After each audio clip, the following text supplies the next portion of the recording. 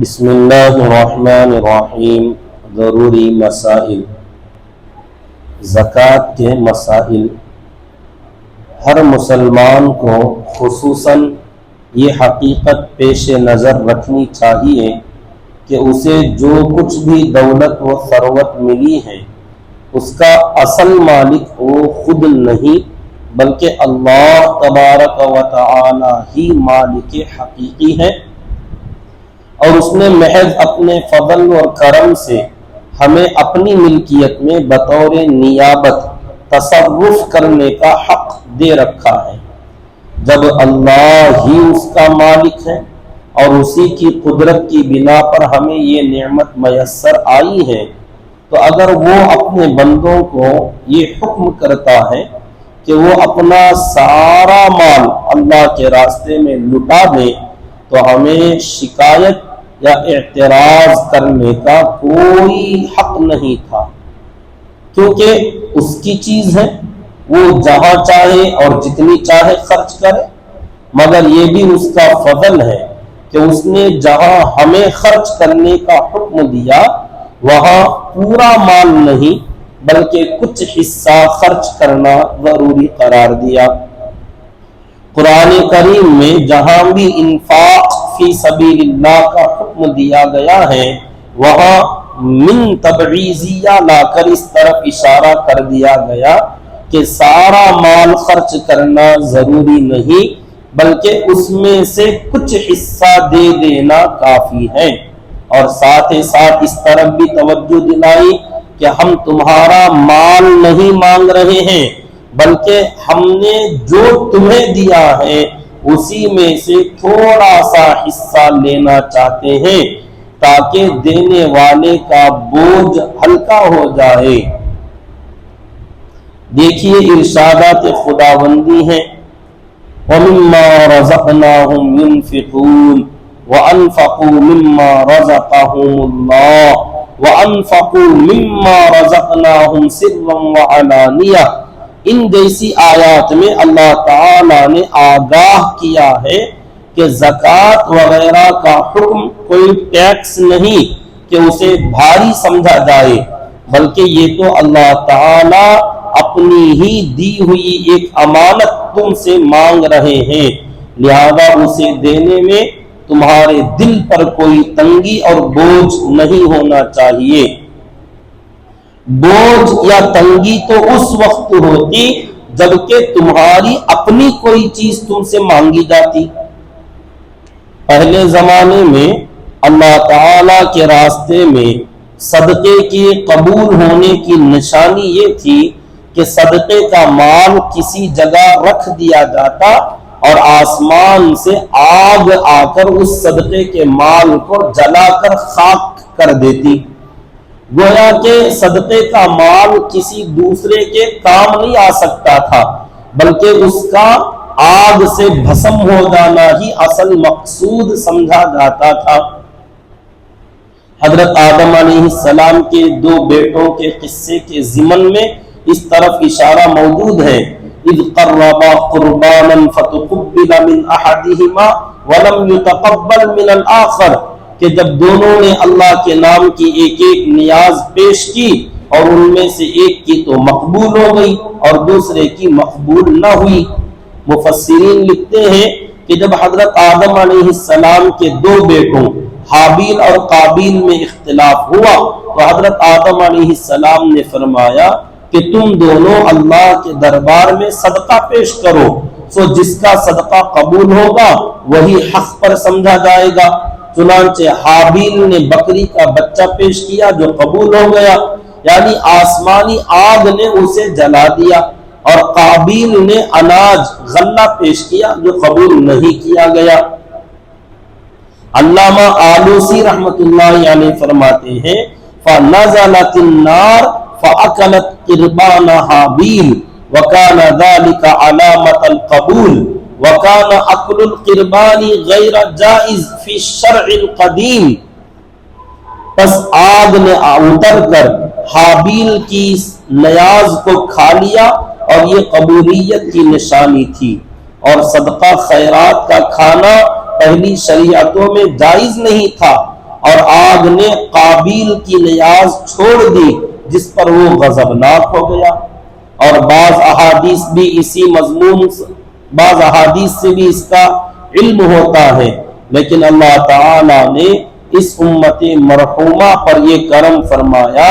کہ اس سے زکوٰۃ کی شکل میں وصول کیا ہوا مال اسی کے ضرورت مند افراد پر خرچ کر دیا جاتا ہے۔ سورہ توبہ آیت نمبر 60 میں صدقات کے مصارف بیان کیے گئے ہیں، اور حدیث میں فرمایا گیا ہے تُؤْخَذُ مِنْ أَغْنِيَائِهِمْ وَتُرَدُّ إِلَىٰ فُقَرَائِهِمْ کہ مالداروں سے لے کر فقیروں کو دیا جائے گا۔ اس حکم کی وجہ سے زکوٰۃ دینا اور آسان ہو گیا کہ ہم اپنے مال کو ضائع اور برباد نہیں کر رہے، بلکہ اپنے ہی دوسرے بھائیوں کی ضرورت پوری کر رہے ہیں۔ اپنے محتاج بھائی کی حاجت روائی پر صرف کرنا دراصل اللہ تعالی ہی کو دینا ہے۔ ایک حدیث میں ہے کہ قیامت کے دن اللہ تعالی ایک شخص سے سوال کریں گے کہ اے آدم کے بیٹے، میں بیمار ہوا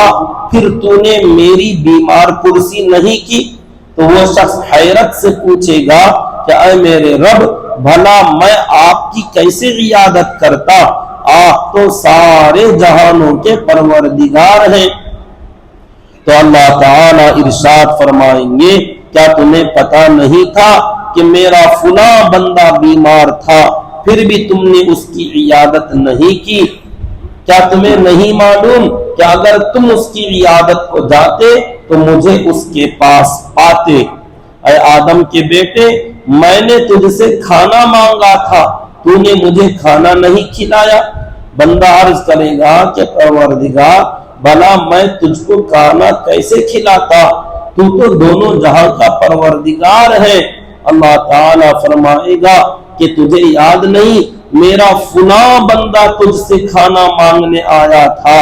تو نے اس کو کھانا نہیں کھلایا، اگر تو اس کو کھلا دیتا تو اس کے پاس مجھے پاتا۔ اور اے آدم کے بیٹے، میں نے تجھ سے پانی مانگا تھا مگر تو نے پانی نہیں پلایا۔ وہ عرض کرے گا کہ میں آپ کو کیسے پانی پلاتا، آپ تو خود رب العالمین ہیں۔ تو اللہ تعالی فرمائے گا کہ تم سے میرے فلاں بندے نے پانی مانگا تھا مگر تم نے اسے پانی نہیں پلایا، اگر تم اسے پانی پلا دیتے تو اس کو میرے پاس پاتے، یعنی یہ عمل خیر میرے پاس محفوظ رہتا۔ عام طور پر لوگ یہ سمجھتے ہیں کہ زکوٰۃ کی ادائیگی اور صدقہ اور خیرات کرنے سے مال کم ہو جاتا ہے، لیکن قرآن و حدیث کی وضاحت یہ ہے کہ صدقہ اور زکوٰۃ دینے سے مال گھٹتا نہیں بلکہ جتنا تم دو گے اتنا بڑھے گا۔ ایک حدیث میں نبی اکرم صلی اللہ علیہ وسلم نے فرمایا ما نقص مال عبد من الصدقہ ولا ظلم عبد مظلمة صبر علیہا الا زادہ اللہ عزا ولا فتح عبد باب مسألة الا فتح اللہ علیہ باب فقر، رواہ الترمذی۔ کسی بھی آدمی کا مال صدقہ کرنے کی وجہ سے کم نہیں ہوتا، اور جب بھی کسی انسان پر ظلم کیا جائے جس پر وہ مظلوم بندہ صبر کرے تو یقیناً اللہ تعالی اس مظلوم کی عزت میں اضافہ فرماتے ہیں، اور جب بھی کوئی آدمی کسی سے مانگنے کا دروازہ کھولتا ہے تو اللہ تعالی اس پر فقیری کا دروازہ کھول دیتے ہیں۔ سوال یہ ہے کہ بظاہر دیکھنے میں تو جب صدقہ یا زکوٰۃ کا پیسہ نکالا جاتا ہے تو یقیناً دکھنے میں آتا ہے کہ مال گھٹ گیا، پھر یہ کیوں کہا گیا کہ صدقے سے مال نہیں گھٹتا؟ اس کا جواب یہ ہے کہ صدقے کی وجہ سے اگرچہ ظاہری طور پر مال کم ہوتا نظر آتا ہے مگر اس کی بنا پر اللہ تعالی کی طرف سے جو برکت ہوتی ہے، خواہ بعد میں کاروبار میں اضافے کی صورت میں ہو یا نقصانات و بلاؤں سے حفاظت کی صورت میں ہو، وہ صدقے کی مقدار کے مقابلے میں بہت زیادہ ہو جاتی ہے۔ جیسا کہ ایک صحیح روایت میں واقعہ ہے کہ ایک آدمی جنگل میں چلا جا رہا تھا، اچانک اس نے بادلوں میں سے آواز سنی کہ فلاں آدمی کے باغ کی سینچائی کر، تو اچانک بادل کا ایک ٹکڑا الگ ہوا اور اس نے ایک وادی میں پانی برسایا، وادی کا سارا پانی ایک نالے میں جمع ہو کر بھر کر چل پڑا، تو وہ آدمی پانی کے پیچھے پیچھے چلا، آگے جا کر کیا دیکھتا ہے، ایک آدمی اپنے باغ میں کھڑا ہوا، پانی کا رخ اپنے پھاوڑے سے باغ کی طرف کر رہا ہے۔ تو اس شخص نے اس سے پوچھا کہ تمہارا نام کیا ہے؟ اس نے نام بتایا تو یہ وہی نام تھا جس کو اس نے بادل کی آواز میں سنا تھا۔ تو باغ والے نے سوال کیا کہ آخر تمہیں میرے نام سے کیا مطلب؟ اس نے جواب دیا کہ یہ پانی جس بادل سے برسا ہے اس میں سے میں نے آواز سنا تھا کہ فلاں یعنی تمہارے باغ کی سینچائی کرے، لہذا تم بتاؤ اس باغیچے کی آمدنی کا کیا کرتے ہو؟ تو اس باغ والے نے جواب دیا کہ میں اس کی کل آمدنی 3 حصوں میں بانٹ دیتا ہوں، ایک حصہ صدقہ کر دیتا ہوں اور ایک حصے سے میں اپنے اور میرے گھر والے کھاتے ہیں اور ایک حصہ پھر باغ میں لگا دیتا ہوں۔ تجربے سے بھی یہ بات ثابت ہے کہ زکوٰۃ دینے والوں کا مال بڑھتا ہی رہتا ہے۔ اس کی واضح دلیل یہ ہے کہ مدرسے والے مالی تعاون کے لیے ہر سال جن اہل خیر حضرات کے پاس جاتے ہیں تو پرانی رسید دکھاتے ہیں اور عام طور پر کوشش کرتے ہیں کہ پچھلی مرتبہ سے زیادہ چندہ وصول کریں، اور اکثر لوگ زیادہ بھی دے دیتے ہیں۔ حالانکہ اگر زکوٰۃ دینے سے مال گھٹتا ہوتا تو پچھلا والا ہی دینا مشکل ہو جاتا، چاہے جائے کہ بڑھا کر دینا۔ اس لیے بہرحال حدیث سے معلوم ہوتا ہے کہ صدقہ اور زکوٰۃ دینے سے آدمی کے مال میں اضافہ ہوتا ہے۔ اللہ تعالی سے دعا کریں کہ اللہ رب العزت ہم تمام کو کہی سنی باتوں پر عمل کی توفیق عطا فرما دے۔